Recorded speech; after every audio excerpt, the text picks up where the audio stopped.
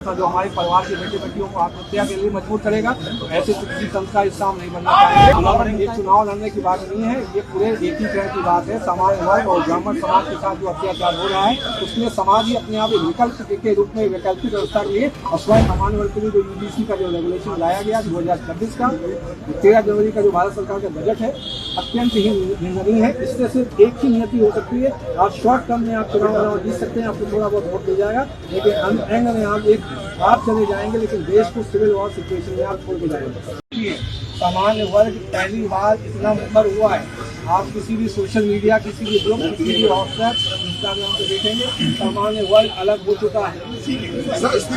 जो बीजेपी पहले भारतीय जनता पार्टी हुआ करती थी वो इस समय विदेशी जनता पार्टी बन गई। सर, इस्तीफा देने के बाद सरकार की तरफ से कोई दबाव तो नहीं, आपको प्रशासन का दबाव? हमारा किस लिए दबाव होगा? इस्तीफा जो है हमारा नैतिक अधिकार है। जब हम इस तंत्र में जो है तंत्र जो हमारे परिवार के बेटे बेटियों को आत्महत्या के लिए मजबूर करेगा, तो ऐसे किसी तंत्र का हिस्सा हम नहीं बनना चाहेंगे। और हमारी अभी जितने भी हमारे सजाती जो ब्राह्मण जो MP MLA बन के बैठे हैं उनसे अभी भी आह्वान है, अगर आप मुंह नहीं खोल सकते हैं तो चुपचाप रिजाइन करके आ जाइए, नहीं तो मुंह खोलना चालू करिए। समाज आपको माफ नहीं करेगा। आप समाज के कारण वहाँ पे बैठे हैं, यदि आप समाज के नहीं है तो समाज आपको अभी आने वाला चुनाव आइए, आपको टिकट मिल भी जाए, आप जीत नहीं सकते। आप चुनाव लड़ेंगे क्या? ये चुनाव लड़ने की बात नहीं है, ये पूरे एकीकरण की बात है। सामान्य वर्ग और ब्राह्मण समाज के साथ जो अत्याचार हो रहा है उसमें समाज ही अपने आप एक विकल्प के रूप में वैकल्पिक व्यवस्था के लिए और स्वयं अभी आपकी पार्टी आप लोग आए थे, क्या बातचीत हुई, क्या आपको समझाने की कोशिश? समझाने के लिए देखिए वो एक नैतिक, क्योंकि जो हमारे अधिकारी वर्ग हैं वो एक तरीके से मित्र होते हैं, अभिभावक भी होते हैं, उनको ऐसा लगता है कि ऐसा किसी स्ट्रेस में या कैसे कोई डिसीजन नहीं लिया गया।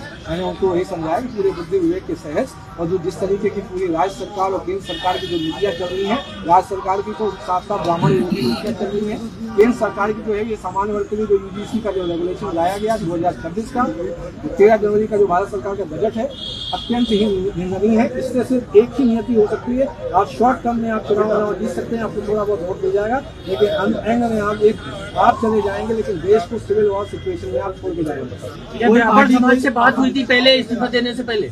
ब्राह्मण देखिए, मैं तो जिस तरीके से मैं अपने जितने भी जो राज्य हैं, राज्य के जितने बड़ी संगठन है, मैं तो उनसे बात करता रहता हूँ।